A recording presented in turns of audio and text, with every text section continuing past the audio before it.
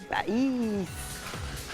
Vamos a hablar de la comida que no deberíamos tirar y a veces sí se hace. Sí, lamentablemente, y en grandes cantidades. Vos sabés que, de hecho, internacionalmente mismo también acá se habla de food waste, o la traducción sería basura alimenticia, que según la FAO, la Organización de las Naciones Unidas para la Alimentación y la Agricultura, la ha definido como todo aquel alimento que se tira en algún momento, ¿no?, del proceso desde la producción al consumo, que está aún en condiciones de ser consumido, ¿sí? Eso es lo que se considera como basura alimenticia. Y que es un problema no solo, digamos, desde distintos puntos de vista. Desde el punto de vista económico, porque vos pensás que un alimento que se tira implicó todo un proceso de producción y por lo tanto ahí está generando una pérdida económica si termina yendo a la basura y no al consumo. Desde el punto de vista social también hay personas en el proceso de producción que trabajaron y por lo tanto eso también, ¿no? Exacto, tiene un impacto. Y desde el punto de vista ambiental,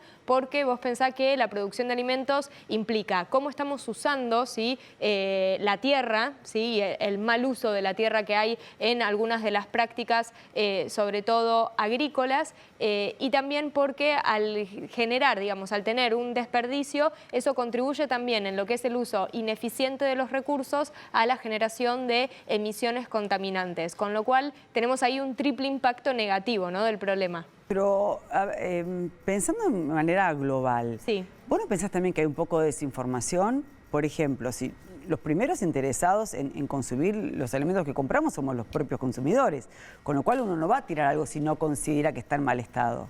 Creo que también habría que rever un poco el tema de educación con respecto a lo que a veces ponen fecha de vencimiento cuando no hay. Por ejemplo, vos agarrás fideos que están en perfecto estado, yerba, azúcar, aceite, que a lo mejor dicen, no, ya está viejo y no está en buen estado para ser consumido. Bueno, es interesante porque vos ahí mencionaste distintos actores que están involucrados en las distintas etapas de la producción, ¿sí? Generalmente se habla de dos conceptos, de pérdidas y de desperdicios. Pérdidas sería en el momento primero de la producción, ¿sí? En donde, por ejemplo, en el campo, ¿sí?, ahí se descartan, en muchos casos a veces por cómo están visualmente el alimento, que no significa que no pueda estar apto para el consumo, pero por cómo está visualmente, ahí hay una pérdida de alimentos y que en el caso de la Argentina, digamos, las frutas y hortalizas es lo que más entra dentro de las pérdidas en los desperdicios alimenticios. Y por otra, la pérdida dentro de lo que es basura alimenticia. Y por otra parte sí tenemos los desperdicios, que ahí entran dos actores que vos mencionaste, supermercado y nosotros en el hogar. En el caso del supermercado, como vos bien decís, empezaron a implementar algunas estrategias, viste que a veces hay en oferta algún producto que si vos te fijás, la fecha de vencimiento es próxima. Entonces, de esa manera, alientan al consumidor, desde un punto de vista de un atractivo económico, a que lo consuma. Y nosotros, en el día a día, digamos, coincido con vos de que puede ser un tema de comunicación y de concientización sobre el tema. El otro día le preguntaba, por ejemplo, al verdulero respecto del brócoli, porque me pregunta si quería que le corte, ¿no? O sea, si solo quería la parte del arbolito.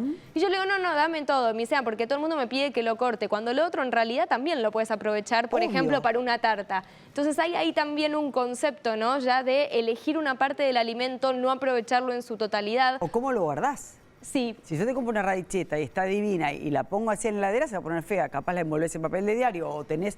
Pero es desconocimiento, básicamente. Sí, y de consumir, digamos, lo que necesitamos. Por eso también desde las recomendaciones de los expertos, que no son mucha ciencia, pero de ir con una lista al supermercado para saber qué es lo que necesitamos y no a veces dejarnos tampoco tentar, ¿no?, por lo que muestran las góndolas, y también cómo cocinamos en el hogar las porciones, para que no sobre tanto, y si sobra, como vos bien decís, almacenarlo de la manera correcta para poder después volver a aprovechar esas sobras. Recuerdo una vez un chef que promueve mucho esto de, digamos, de una alimentación más consciente. Él me dijo, lo que tengas dudas, frízalo. Antes que lo tires al tacho, que vaya al freezer y después lo volvés a consumir de alguna otra manera. Nuestras abuelas no la tenían. Sí. Y hay una comida muy común en el campo, se llama ropa vieja, que es juntar todo lo que te sobró y la haces como una especie de guiso. Antes se hacían ese tipo de comidas. Sí. Como que se reutilizaba. Ahora, y no sé si es la posguerra o de nuestros abuelos inmigrantes que le daban más valor a los alimentos. Ahora yo veo que se descarta inclusive la comida rápida, vos ves que no termina el paquete de papas fritas y lo tiran. Sí.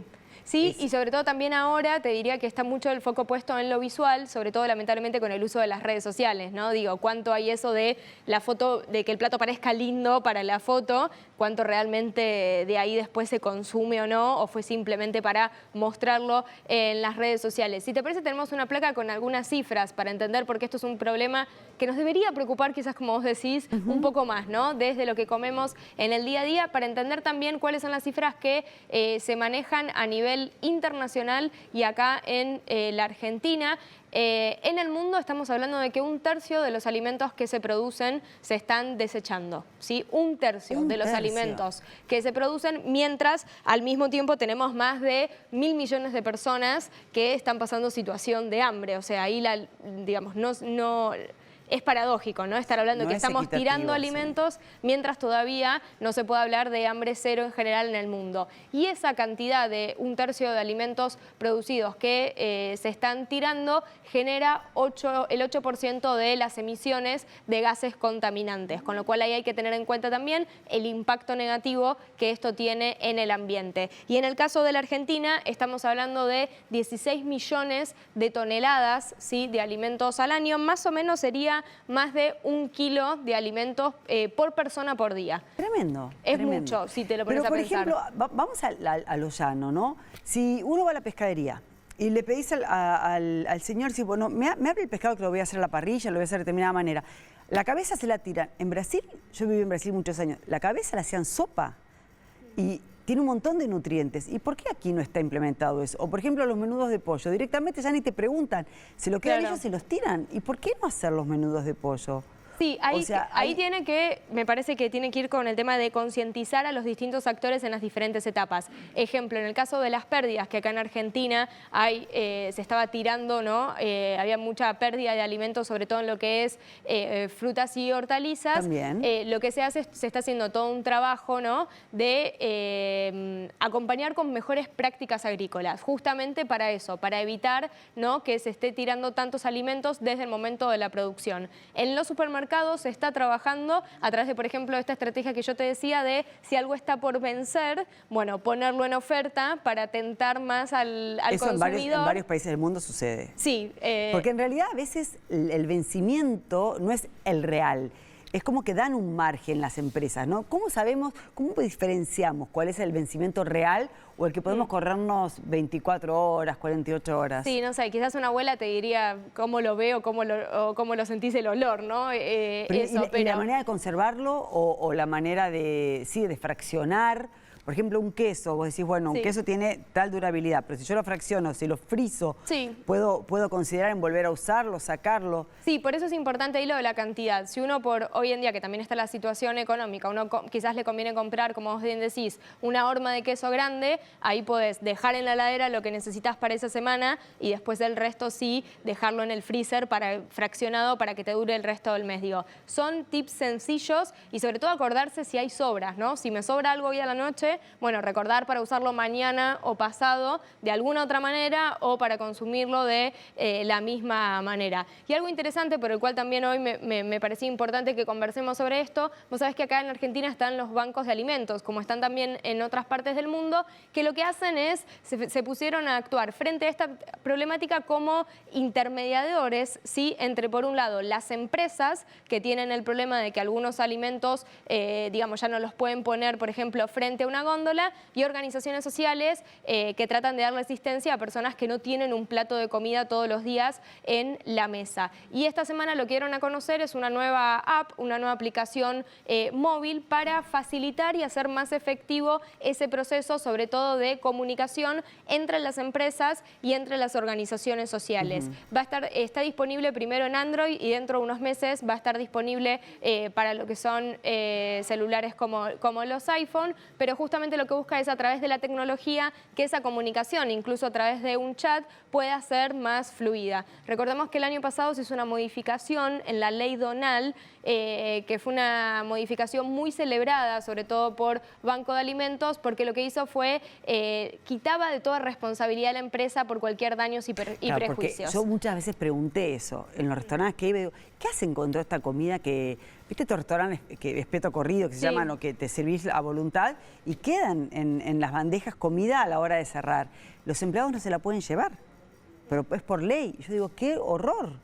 Y bueno, es justamente por eso. me Claro, explicaron había que es mucho hay miedo una- desde las empresas en si yo te dono, si yo saco alimento, ¿no? De cualquiera sea el tipo de empresa que tiene un alimento para donar, si le pasa algo a la otra persona, ¿se entiende? Entonces, Claro, no se animaban. Claro, Y ahora esa ya fue la están modificación liberados. que hicieron a Genial. fines del año pasado con la ley, y esto invita a que muchos más actores puedan, digamos, estar dentro de lo que es este sistema. En relación con lo que vos decís, a mí algo que me quedó que me dijeron una vez, si a vos te ponen una panera cuando vas a comer a un restaurante, quizás vos no te comes todo el pan. Bueno, pedilo para llevar si no te comes todo el pan, porque como justamente lo pusieron en tu mesa, después ese pan no se puede. Entonces Claro, yo no siempre sabía ahí en eso. esos casos lo pido para llevar y después te haces unas tostadas al otro día. Sí, no, y la que Sí. sobra de comida siempre hay que pedirla. Hay que pedirlo. Bueno, muy interesante. Yo me quedo pensando en qué importante que es hacer el plan cuando uno va a hacer las compras, ¿no? Sí. De qué vas a utilizar y qué no. Plan, menú semanal, aprovechar las sobras y comer toda la parte de toda la De verdura. todo. Y lo que vos dijiste de la tarta, del brócoli, si voy a hacer Sí. sopa, separo para la tarta. Muy bueno, me voy a quedar pensando. Gracias, Thaís. Gracias. Súper interesante.